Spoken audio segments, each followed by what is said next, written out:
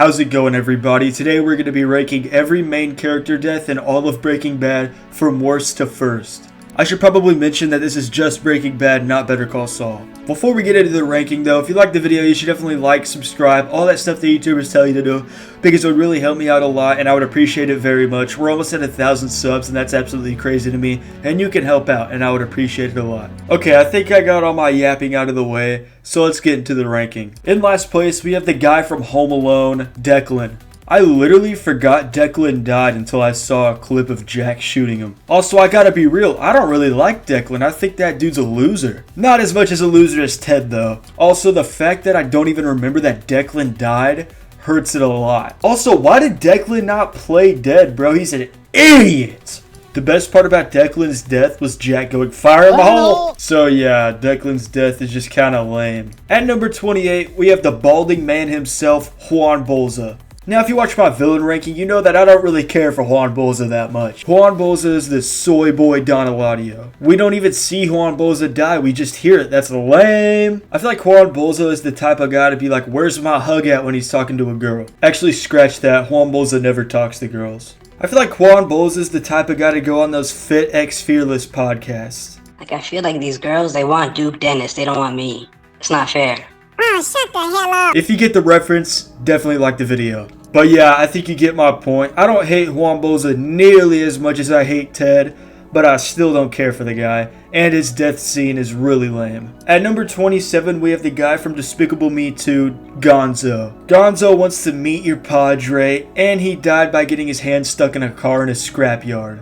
I feel like nobody really remembers Gonzo's death, although I will say, this is the first death on the list that I actually do like. All these deaths from now on are really good. And we still have 26 to talk about, not including this one. Also, Gonzo's death contributes like nothing to the plot. I did actually like Gonzo quite a bit, so it sucks to see him get killed off like this, but his death is just not as good as the other ones coming up. At number 26, we have Gus's gay boyfriend, Max. Now, I know it's not canon that they're gay, but I mean, come on. Max's death is probably the driving force of why Gus hates Hector so much. Or it's at least what kicked off Gus's hatred for Hector. Like, dude, they were just chilling, and then Hector absolutely slimes Max, and then Don Eladio throws Max to the ground next to Gus, and gives like a whole evil villain monologue. The shock of Max's death really brings this scene up, because I knew that Max was gonna die in that scene, but it still caught me off guard. But this is like the only scene that Max is in for the whole show, so I can't put him that high because he's not an important character at all.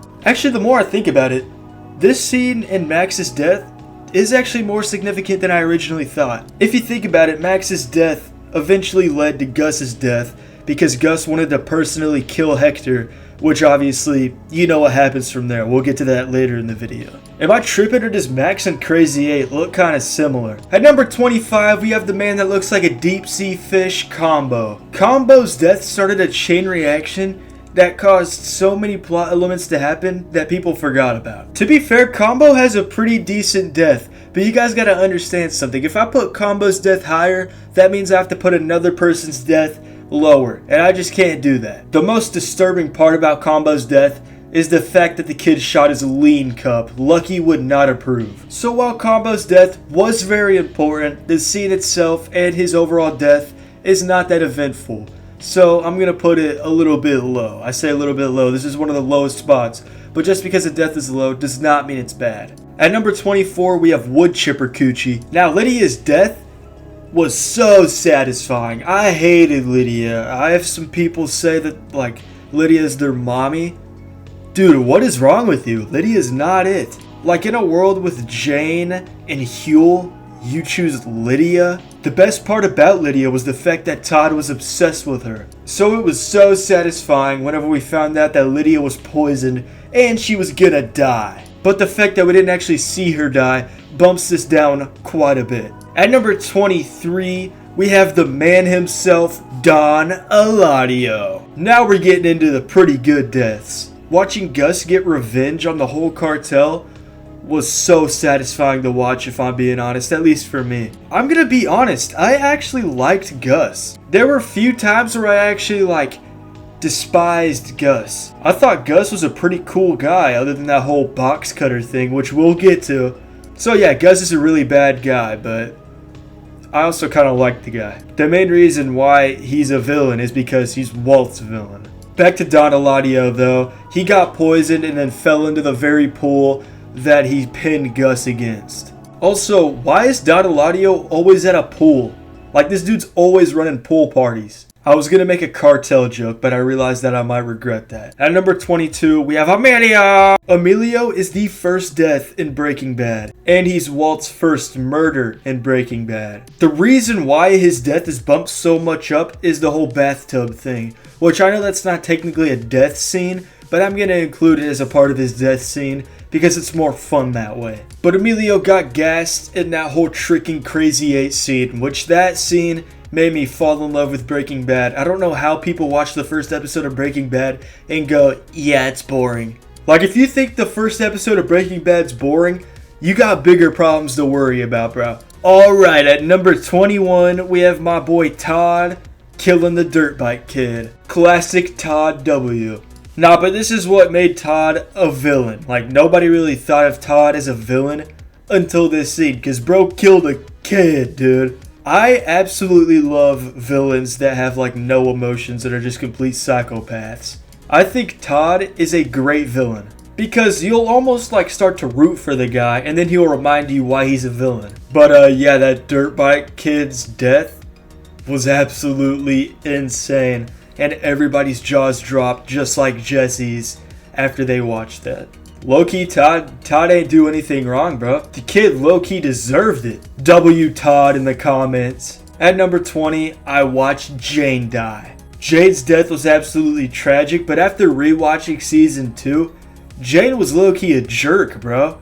Like, she didn't really care about Jesse until the moment money came up, then all of a sudden, no, let's go to New Zealand. But guess what? Jane's a baddie, so it doesn't matter. And watching a baddie die is always gonna tug at your heartstrings. I like Jane. I mess with Jane. Other than the fact that she was mean to Jesse, because Jesse's my favorite character. So seeing her die and seeing Jesse deal with her death was heartbreaking, dude. And that's what brings her death up on the list. If only Ted could have overdosed to death as Walt watches. Alright, at number 19, we have the biggest meat rider in the galaxy. No-Doze! Just remember who you're working for. No-Doze's death was a perfect way to end off season 1. Bro legit got killed by his homeboy for riding him too hard. And I feel like my homeboys would do the same thing if I rode them too hard, so I can relate to No-Doze on that. But No-Doze was calling Walt and Jesse stupid, and Tuco had to take care of that. Classic Tuco W. I love Tuco, bro. Tuco is the best Salamanca other than Lalo, but even then I think it's close. Alright, at number 18 we have Tortuga. Bro got the cartel special, other than the fact that his head was put on a tortoise with a bomb on it. I can't really confirm that that's cartel behavior. Actually, what am I talking about? That's totally cartel behavior. But Tortuga, bro, got beheaded, stuffed a bomb in his head, and then got put on a tortoise, which then would explode and kill a bunch of DEA members. Like, oh my god. I guess Tortuga's never heard the saying, snitches get beheaded and put on turtles. At number 17, this isn't personal, we got Andrea. Now the reason Andrea's death is so good is because of Jesse's reaction. This low-key might be Aaron Paul's best performance in the entire show.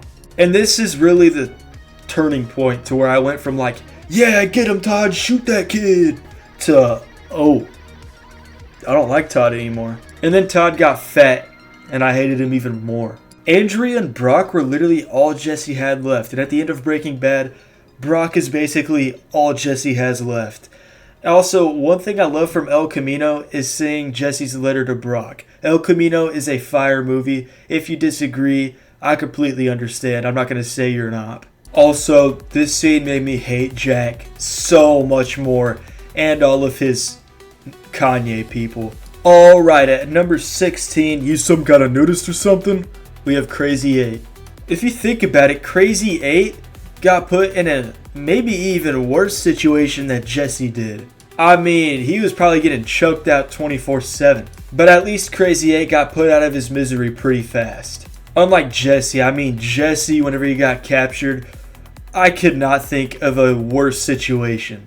But at the same time, at least Jesse could move to some extent. Yeah, sure, he was on a chain, but Crazy 8 was literally had like a choker around him. He had that bicycle lock. And Crazy 8 is what most people genuinely consider, even though Emilio is technically his first murder, Crazy 8 is his first real hands-on murder. And Walt's reaction is relatable, because I mean, if you killed somebody for the first time, you would feel devastated, dude. At least I think you would. You could be like Todd. Dude, as long as you're not like Ted, bro, you're all good. Now at number 15, we have Steve Gomez. I know what you're thinking. Since Steve Gomez is low, is Hank gonna be low? Spoiler, but no. The thing I hate about Gomez's death the most is the fact that it just gets brushed over by Hank's. Yeah, sure, the whole scene was about Hank's death, not Gomez's, but can we get some RIP Gomies in the chat, man? Gomi, he was a great guy. I loved Gomi. And he died and just like never got brought up again. In his death scene, Hank just looks over and he's already dead. We didn't really see him die. So I would probably put this lower, but since it's Gomi and I want to give Gomi some love, I'm going to put it at 15. At number 14, we have the Neo-Nazis. I mean, it is one of the coolest scenes in Breaking Bad. Machine Gun pops out of the trunk and just starts mowing people down.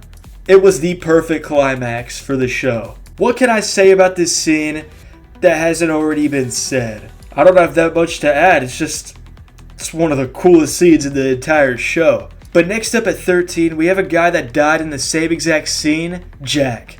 I mean, I didn't group him in with the other guys because isn't it obvious? Jack had a whole final monologue and he was cut out by Walt the same way that Hank was cut out by Jack. And the way Walt kills Jack is super cool. I did always think it was goofy how he popped that cigarette in his mouth. He's like, "Yeah, you wanna know where your buddy is?" Oh, Jack, you little doofus.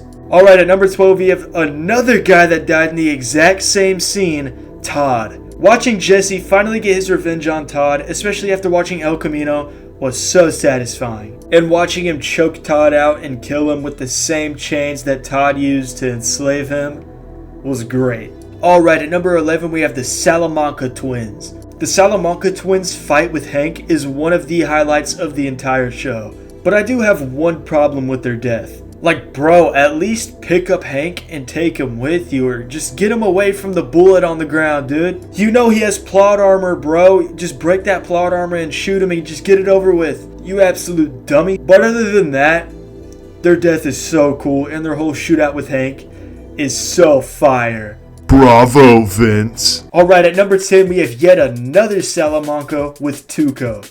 If you guys have watched some of my Breaking Bad ranking videos, you guys probably know that I love the episode Grilled. Grilled is a top 5 episode in the entire show. Tuco's shootout with Hank is shorter than the Salamanca Twins one, but his fight with Jesse and Walt is so good. I really want to put this one higher, but like I said early in the video, if I put this one higher, I have to put another one lower, and I just can't do that. So just keep in mind, the rest of these deaths are absolute masterpieces as we're entering the top 10. Alright, at number 9, we have the ATM guy, Spooge. Now, bro is a mid character, but oh my god, his death is insane. I mean, he literally got killed by a whisperer from The Walking Dead. That ATM scene makes me cringe every time. It is so hard to watch, but it is such a good death scene. The way his hand keeps drilling after he gets the ATM crushed on his face is horrible. It is definitely one of the highlights of Season 2. At number 8, we have the GTA NPC experience guys, the rival dealers. Half Measure and Full Measure are so good. I'd expect this scene to get old and stale after a bit, but every single time I watch this scene, it just gets better and better. The first time I watched this scene, I just sat there with my jaw dropped. It was crazy. The way Walt runs them over and dude's trying to crawl away for his life, and then Walt absolutely slimes him like JFK was insane. Legit one of the best scenes in the entire show. At number 7, we have the man himself, Gale Bedecker. Poor Gale, bro. I love Gale, other than the fact that he's an alleged EDP. It's just a theory. It's just a theory. Speaking of theories, you should watch my Breaking Bad theory video. Gale's death is one of the saddest moments in the entire show. And knowing that Jesse did not want to do it, he did not want to kill him, but he had no choice, was just so depressing. And Gale pleading for his life, saying he doesn't have to do this, that was so heartbreaking too. Gale genuinely seems like a great guy, and it's horrible what happened to him. Gale's death is legit one of the most iconic moments in the entire show. And again, Combo's death did kind of lead into Gale's death, because if Combo didn't get killed by the 11-year-old, Jesse wouldn't have gotten involved with the 11-year-old. And then if the 11-year-old got slimed, and then the rival dealers were going to slime Jesse, and then Walt slimed them, and then Jesse slimed Gale to save Walt. If you guys don't know what the word slime means, that's really awkward. It just means killed. Wow, I legit just said slime like 100 times in one recording. Alright, at number 6, Walter. Why did you shoot me, Walter? We have Mike. Now, I'm conflicted about how I feel about Mike's final speech to Walt. He was wrong about a lot of things, right about a lot of things, but we could all agree that Mike's death was heartbreaking. The whole scene leading up to Mike's death was heartbreaking too. He had to leave his family, leave his granddaughter at the park to leave from the police, and he did all that just to get killed by Walt. Mike is the only person that truly saw Walt for what he was, except for like Gus. And Mike literally got killed because he hurt Walt's ego. And this is the moment in the show where people start to root against Walt. Although I never rooted against Walt because I'm a day one. And Walt's final moments was absolutely amazing. Bravo, Vince. Alright, at number 5, we have the boss man, Asac Schrader. We got Hank. Hank's death might be the saddest in the show, for being honest. I think everybody either teared up or cried at the end of Ozymandias. Poor Hank, bro. I loved Hank. And he died like an absolute boss. And I just absolutely despise Jack. So seeing Hank get killed by Jack hurt so much more. Hank's death is also one of the most iconic moments in the entire show, obviously. I mean, I'm saying that like you guys don't know that. I absolutely love Hank.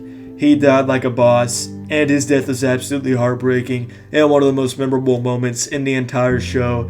I think everybody expected this death to be top 5. Alright, at number 4, we have a 2-in-1 combo, Hector and Tyrus. Now, I know what you're thinking. Where's Gus? We'll get to Gus in a second. Gus has his own little moment, so we're going to rank him higher. But, oh my god, this moment in Breaking Bad, absolute cinema. Hector finally got his revenge on Gus for all that mental torture Gus put on him. And while Hector was a bad guy and didn't deserve a happy ending, this is about as happy as it gets. I absolutely love it for the guy. I root for Hector, bro. I like Hector. He reminds me of a Mexican Tony Soprano. And Tyrus died too, but that's not really important. Nobody talks about Tyrus dying. Everybody talks about the big two, Hector and Gus, which Hector didn't really get his own walkout. You could see his blown off leg in like the newspaper, but other than that, that's about it. But this is probably the most iconic moment in the entire show. The whole scene, including Gus's walkout. It was such a perfect way for Hector to go out, and Tyrus too, I guess. I mean, are there any hardcore Tyrus fans out there? Bravo, Vince. Alright, entering the top 3. At number 3, we have Victor. This scene, I still think about it sometimes, man. Oh my god. So I gotta be honest with you, by the time I got to season 4 of Breaking Bad, I got spoiled for so much stuff in the show. I already knew what was gonna happen to Walt, what was gonna happen to Jesse, how Gus was gonna die. I already knew all of that, but I did not know what was gonna happen with Victor. And oh my god, I expected everything except for that. Poor Victor, bro. Victor's like the most mid character there is, but his death is absolutely brutal.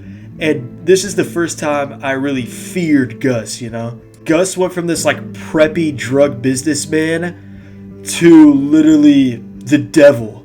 I didn't know Gus had that muscle on him too. Bro's been hitting the gym. But I think everybody had the same exact reaction whenever Victor died.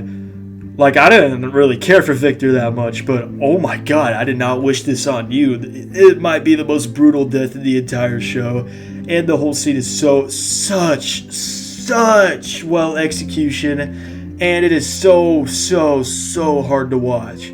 I'm not gonna hit you guys with another bravo, Vince. Just kidding, bravo, Vince. What can I say about this scene that isn't already said? One of the greatest scenes in the entirety of Breaking Bad, builds tension so well, and it still finds a way to shock you. Alright, at number 2 we have Walt.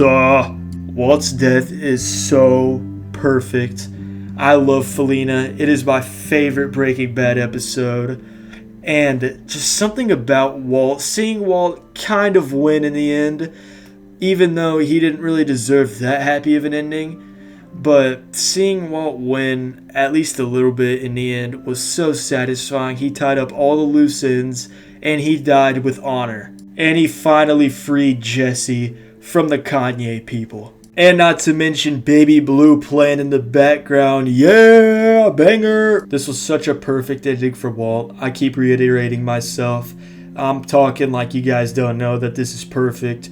We all know that this scene is perfect. Walt's death is amazing. I love everything about it. Dude died perfectly, but it is not the best. With a little bit of foreshadowing and process of elimination, you've probably figured out that number 1 is Gustavo Fring, the Chicken Man. I probably won't talk about this one as much as some of the other ones since I already talked about, Hector and Tyrus, but I'll talk about Gus's walkout. This is the most famous moment in the entire show, and the way he walked out, everybody thought bro was still alive. And then you see his face, and he looks like the Revenant from Doom. I mean, like, what can I say that you don't already know? It speaks for itself, just look at it. Sure, it's not realistic, but who cares, bro? It's Breaking Bad. I've seen so many people complain about the realism. It's like, bro, just go watch a documentary or something, dude, not Breaking Bad. Gus's death, absolute cinema.